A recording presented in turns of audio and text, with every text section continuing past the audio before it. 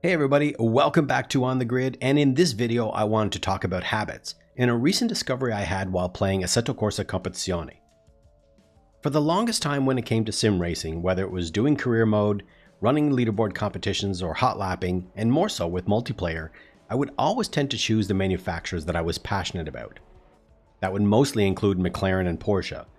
Of course though, I would run whatever cars were available in the game because I wanted to experience and get a feel for the handling of each car available. I also really liked to hear the various sounds to see how closely they were modeled and the car's level of detail. Really, it was to appreciate what the game had to offer. But when it came down to committing and choosing the car I was going to drive, I would always default to my favorite cars. Because not only are they my favorites, but they are the cars I could virtually own until the day I own one in real life. Dreams and goals, my friends. Recently though, in Assetto Corsacompetizione, I had somewhat of an eye-opening moment. Completely unexpected. Since day one that the game released in early access, I've been running the Porsche 991 GT3R until the 991-2 was added, which then became my default choice. I also did quite a few races with the McLaren 650 and 720S. I was doing good lap times, really enjoying the cars, and Kunos did an amazing job of creating those models and all the GT cars for that matter. I was also pretty competitive in multiplayer with the 720 and 991-2. There's a few things though that I liked about each of those cars besides simply being my favorites. The McLarens felt good because they seemed to handle the curbs quite well, and I like to attack curbs. The car is stable, it looks great, and was usually my go-to choice for endurance races. And that really came down to its predictability over longer stints and getting comfortable with the car for multiple hours. On the other hand, the Porsche was just super responsive, has lots of power, and just great at handling direction changes. But lose focus for a second and it will throw you into no man's land, so you need to be on it 100% of the time. The 991 is a beauty, it sounds fantastic and has awesome traction, and I also put together a color scheme that just made it look and feel fast. The perfect recipe. And so I thought. A couple of months ago I was running a few races and then did the special event with the Aston Martin V8. Out of the gate it felt great. You know when you're parallel parking and you can judge every angle of your car, exactly how close you can get to the car in front and the one behind? That's the feeling exactly that I had. I was taking better racing lines, riding them as I got close to the walls in Bathurst, flying through Eau Rouge and down the corkscrew at Laguna. Everything just flowed.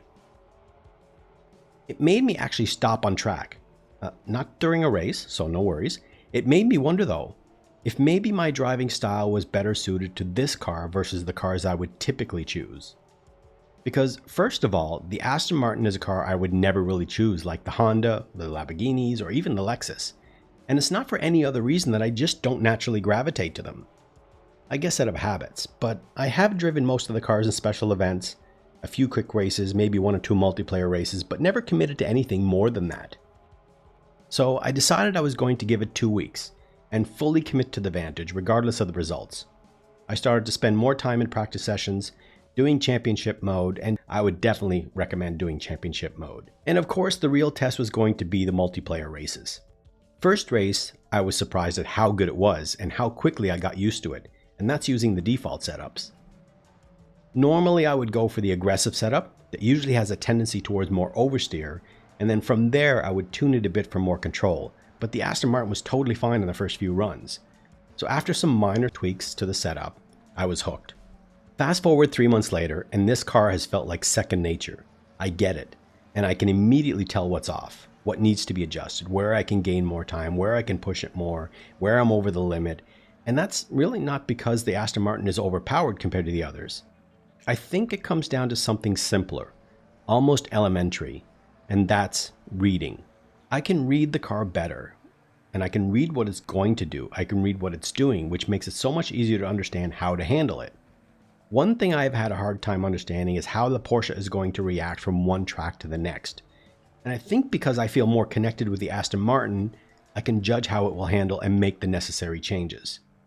I mean, maybe I can figure that out with the Porsche, but I have driven that car for a while, and it still throws me a loop when I'm not expecting it.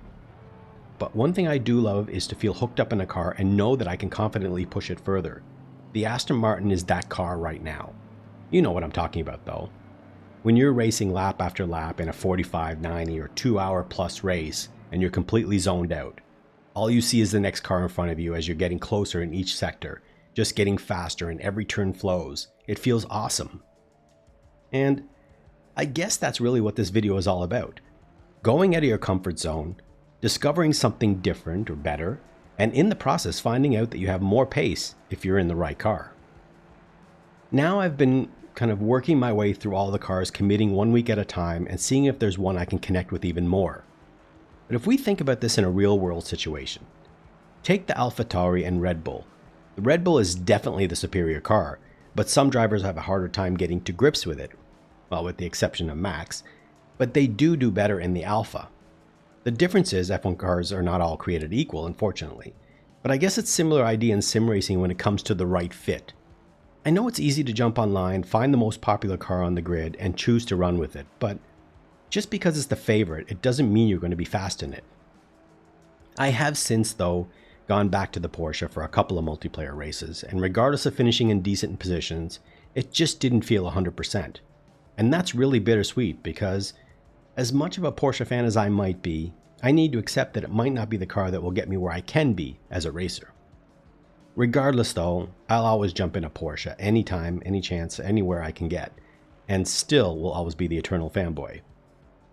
But this is not exclusive to Assetto Corsa, and I'm testing this theory in other games to see what results I get. But this is not to say that your favorite car can't be the one you're fastest in. Of course it can be. That really depends on you. And I just wanted to share this with you because maybe you might be taking your same favorite car every time, downloading every setup out there, trying to get better with each lap, and even though you're improving, something might not be clicking, and you find yourself just getting frustrated. Well, try grabbing the car you wouldn't naturally gravitate to, and you never know, maybe that's the one. Thanks as always guys for watching, I do appreciate it, and if you're not already subscribed, hit the subscribe button below and like the video while you're at it, that would be really cool. Hope to see you on the grid, and until next time, take care.